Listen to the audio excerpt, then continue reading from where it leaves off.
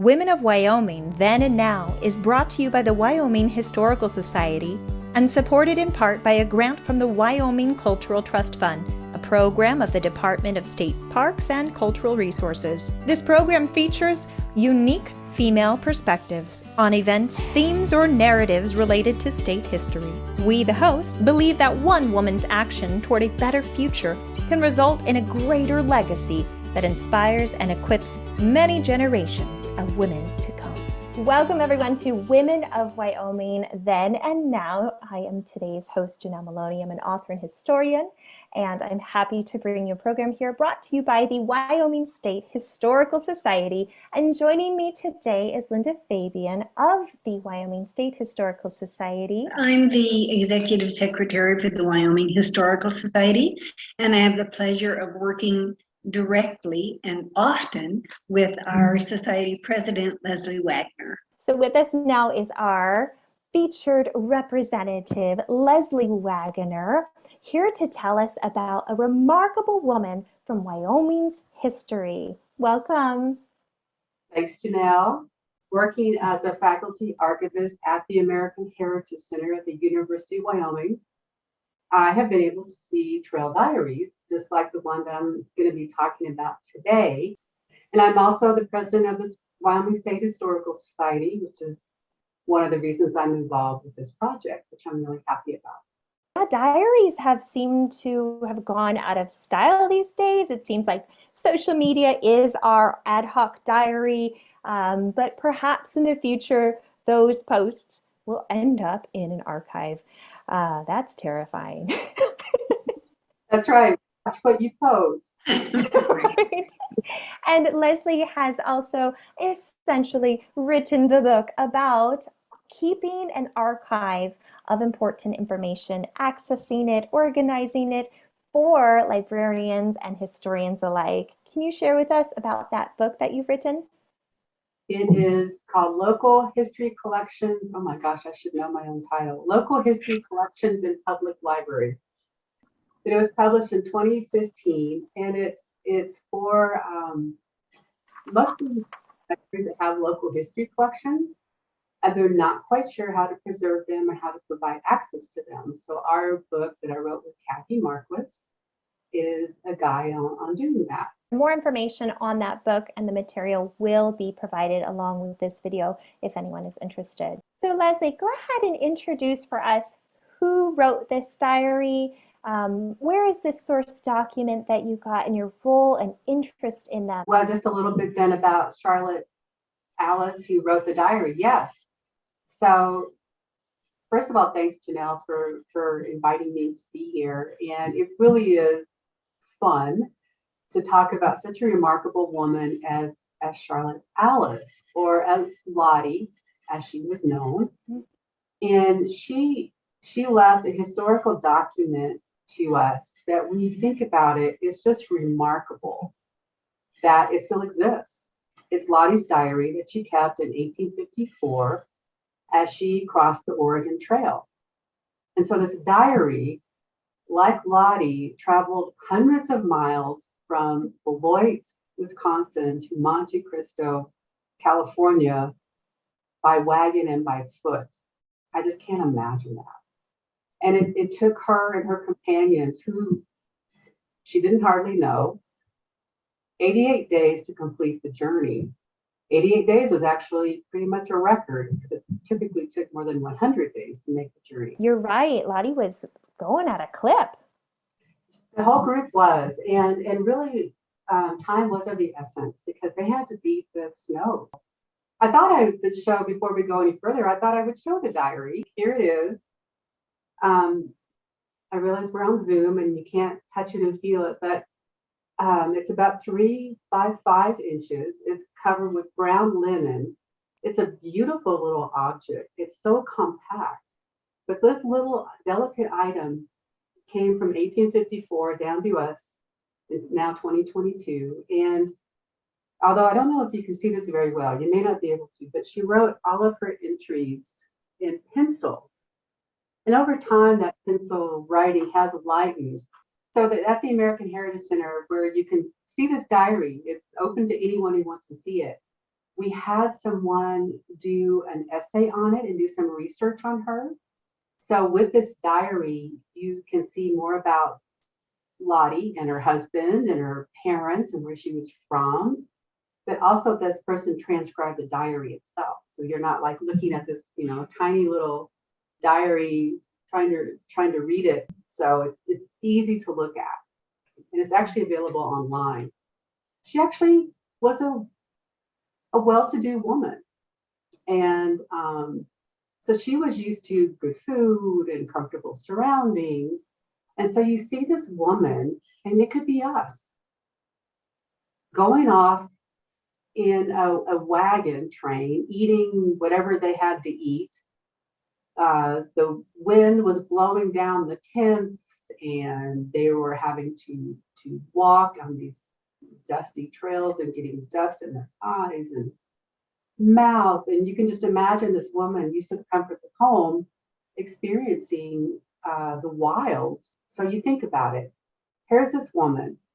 She's 25 years old.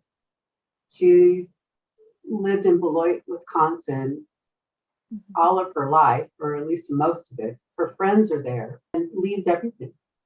And here she is heading to the Wild West. It was notorious. I mean, she didn't know what she was really going into. And it was this gold mining town, boom town. And so here she's leaving the comforts of home. So why would this woman do this? Well, you might guess there's a man involved. Her husband of 5 years, but William Warren Allis, had gone to California in 1853 in search of, you guessed it, gold. All these guys are heading to California to make their fortune, and her husband was one of them. And so she travels to come to be with him again. Yep. So just for a point of reference, the gold rush was a result of finding gold in 48, and the 49ers initiated a big push to settle. What made you choose this one to bring to our attention today? Well, I think partly because of our project as a woman then and now. So really featuring women's history, but also some of the wonderful entries in this diary. So where she's looking around and she's seeing all these things, she's remarking upon the scenery around her, more so than the people. She was actually with a large group of people, but you wouldn't know that from her diary. Perhaps that's relatable to us today, in that maybe the little things that we do, we think, why would anyone want to know about my life? Or why would anyone even care if I wrote a diary? Is anyone going to read this?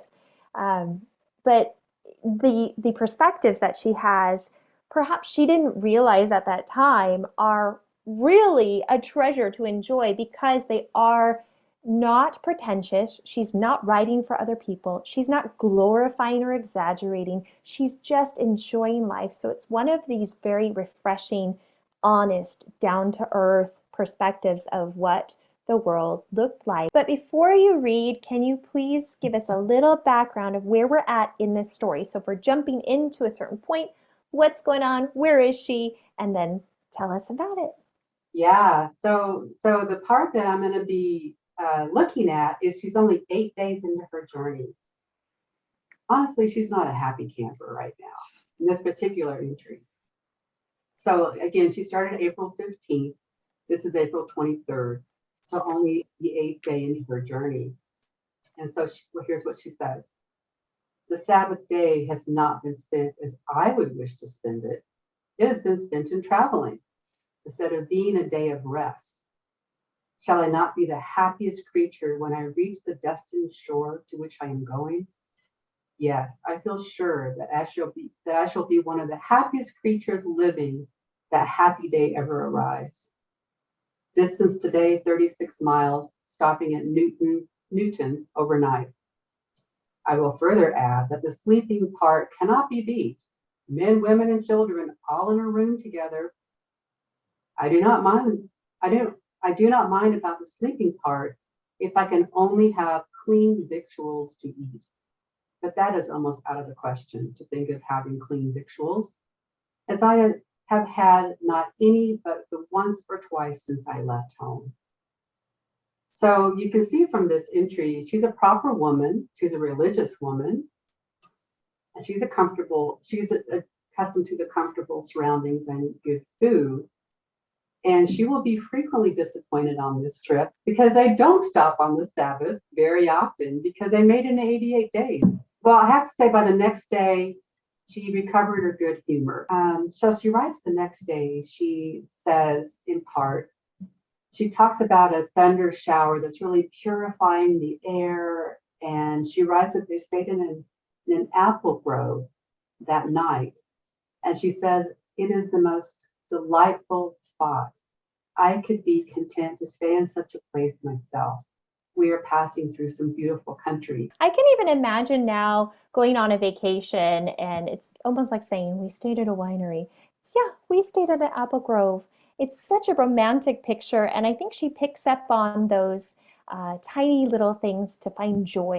And she mentions on May 26, right after she passes through or passes by Fort Laramie, I believe they would be in Glendo or near the Glendo Reservoir before entering the Black Hills, otherwise the Laramie Mountains. I skip around, first swing on the trees, then climb the trees, etc., etc.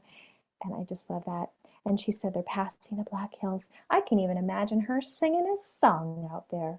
They're still beautiful, but my gosh, to have seen them in 1854, when really there were no, because if you're out there now, there's homes, but when she was there, it was even more primeval is the word that's coming to mind, but certainly a lot more virgin territory. But as time went on, she got more used to things. She was just accustoming herself to this life on the trail. There is one particular incident that I think really scared her. They had reached the Platte River, and I'm thinking in Nebraska at that time. So she wrote, this is May 4th. This has been rather an unfortunate day for us. We undertook to cross the Loop Fork and came very near getting drowned horses and all, or at least one pair of horses that was on our buggy.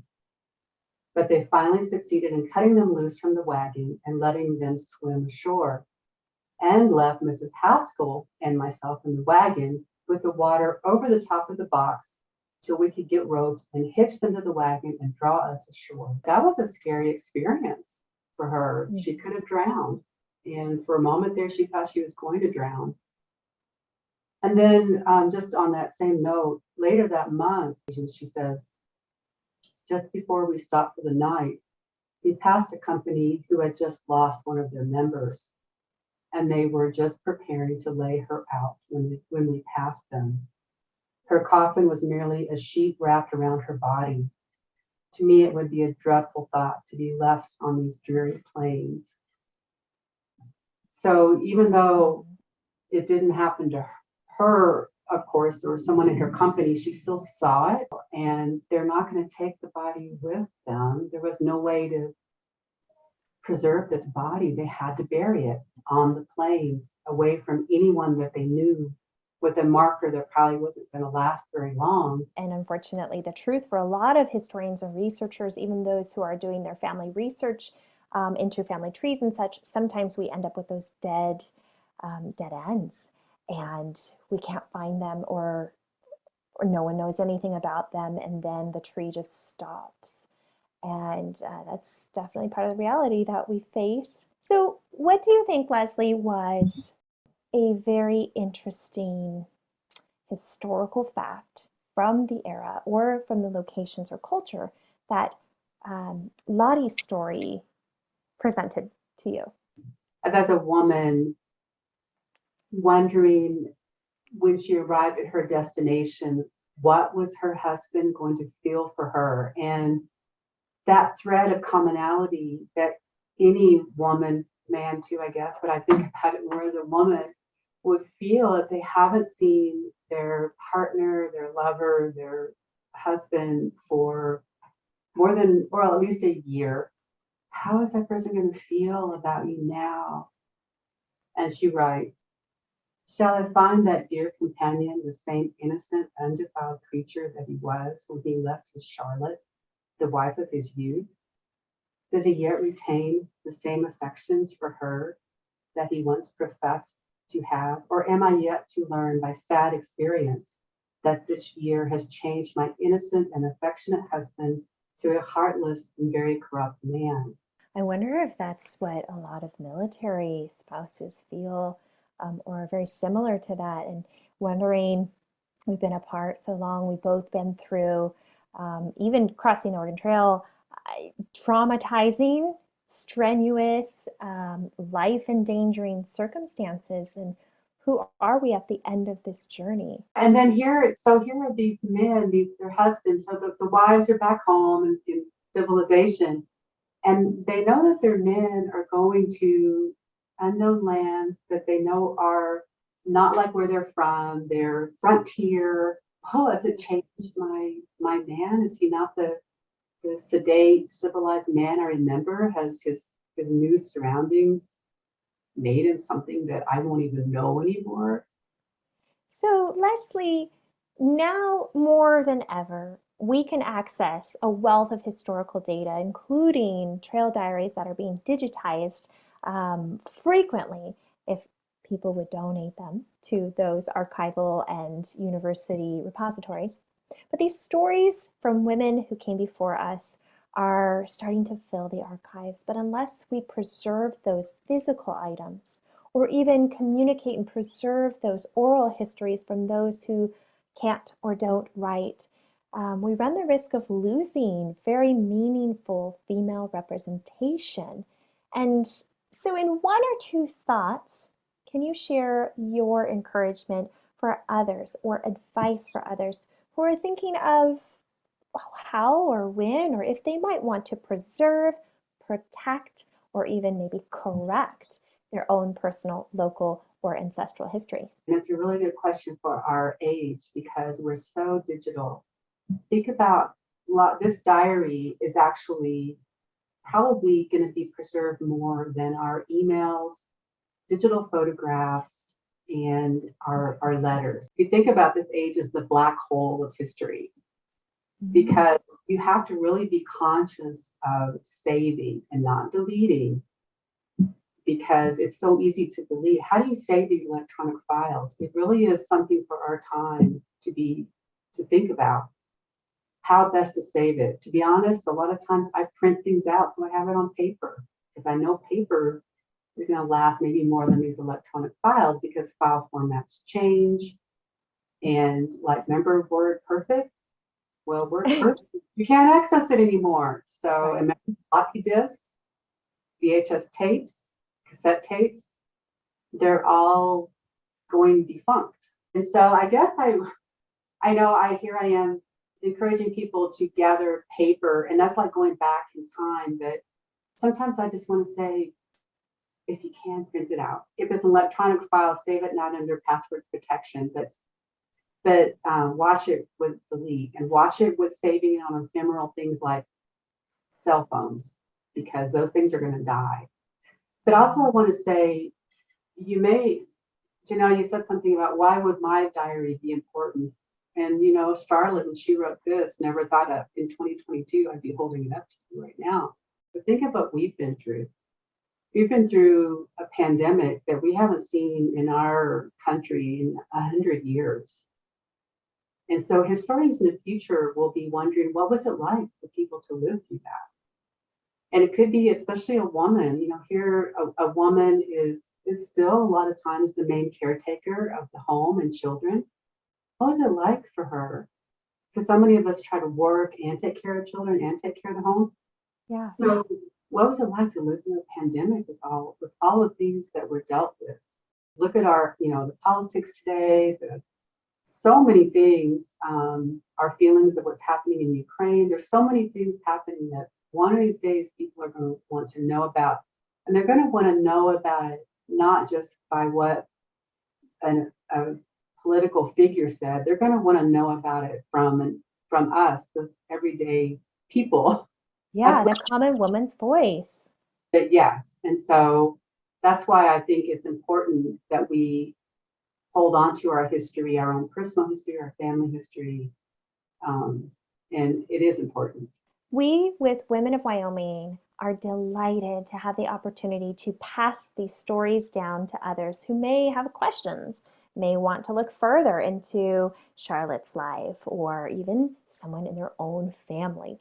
And we are certain that there's so much more to be learned from this document and from this experience. That's all we have time to talk about today, but if our viewers or listeners are excited and want to know a little bit more about Charlotte Allis, I will include that information along with the video so you can get that story and check it out for yourself. Thanks everyone for joining us today. Thanks, Janelle. Thank you so much for letting me participate.